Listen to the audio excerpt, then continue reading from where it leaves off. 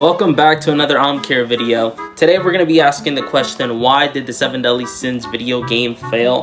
The reason why I even came up with this is because, well, I was just scrolling through my games like anyone does on a normal day, and I came past this game, and I just remember the last time me and my friends played it was a long time ago. I'd say probably about over 2 years ago. It's been a while, and it kind of just happened out of nowhere because I just remember us having so much fun with the game, and out of nowhere we just stopped playing it and we never picked it up again. So I want to talk about why this game died and how it was such a failure, because this game had so much potential with the amazing characters that 7 Deadly Sins brings and the uniqueness that each character has, especially in the way they all fight. I feel like they could have done so much more with this idea. And it's kind of a shame because 7 Deadly Sins is such an amazing anime universe, and the way the characters are, I feel like they could have done a lot with this. The gameplay is pretty fucking bad. It consists of 2 modes, adventure and then there's duel mode. The duel mode is basically just fighting, and then the adventure mode is the storyline of the 7 Deadly Sins, the anime. I think it follows by the anime. I don't know if the manga has any differences because I don't read manga. But you basically walk around the Hawk's mom, and then you kind of go in an area and then you fight. That's basically it. And then you get cutscenes here and there. So you travel throughout all the story. The campaign is probably the best thing about this, because I felt like the fun part was unlocking the characters and seeing all your favorite characters. You know, you get to unlock them. So that was pretty cool, but it's very repetitive, and I find it like they could have done more with the story. I think it would have been nicer if they either went all through with just one, like a cutscene to cutscene based story, instead of like traveling, because I feel like if they wanted to make it more open world, they could have done that and they could have did it better.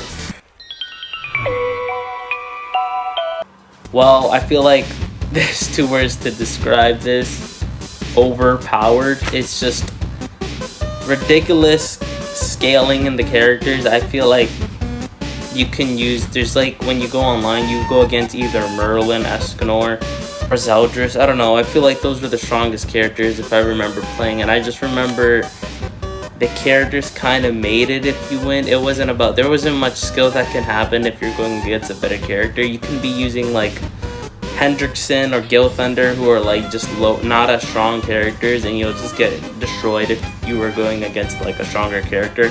So your skill had nothing to do with it, and that's kind of a problem when you have all this giant roster, and then you have these overpowered characters that make fighting them not fun, or just fighting in general not fun. I will say, if you are using 2 weaker characters, the fights can be fun. Their blocking mechanic is broken. It's just broken, overpowered too, the blocking mechanic. So you can block and you don't take any penalties for blocking. You could just hold down on that block button. Most fighting games have a penalty for blocking, because blocking can be overpowered in video games if you just add an infinite block. So it makes someone who wanting to initiate the battle in the game is just like hard, because no one's going to want to initiate. Whoever gets that block is probably going to win. You could just attack right after you're done blocking. So blocking has no penalties, and it's a problem. Most fighting games incorporate some type of penalty for blocking. Super Smash, your shield pops.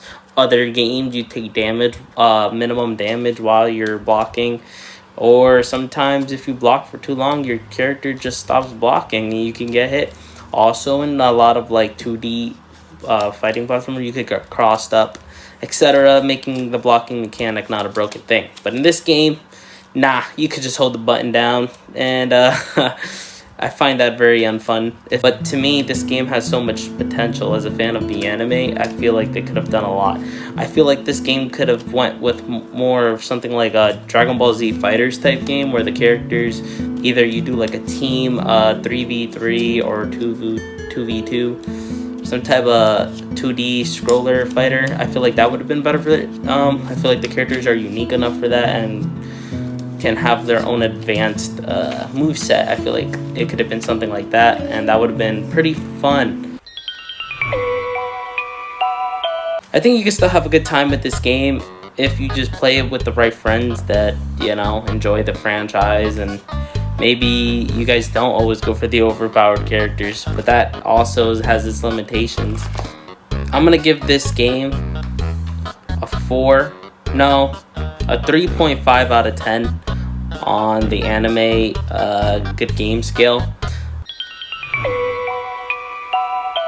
It's just a waste of potential. That's the best way to put it for me. I feel like this game could have been something way better, and it's unfortunate because I actually had a lot of fun playing this with my friends. But if they just would have made some simple updates, like maybe fixing the blocking mechanic and tweaking a lot of like the overpoweredness, I feel like this game could have been pretty fun, and they could have capitalized with the DLCs and put the 10 commandments in the game. They could have done a lot, and it's just one of those things that we'll never probably get. But who knows, maybe they make a fucking 2D scroller fighter. That would be one way to bring back the franchise, a good fighting game. I would appreciate that. Or even like an online game. I'll take anything, honestly.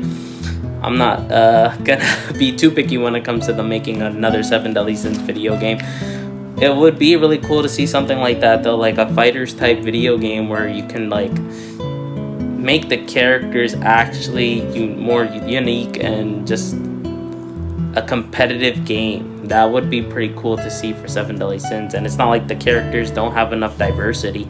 Escanor would be your super armor heavy character. You would have far distance zoners like Merlin, and you would even have like your I would say like your combo heavy, pressure heavy characters like Meliodas and Bond, who are going to be shorter ranged fighters. I think that would be really cool to see something like that. Now, we know that we're not going to get that done.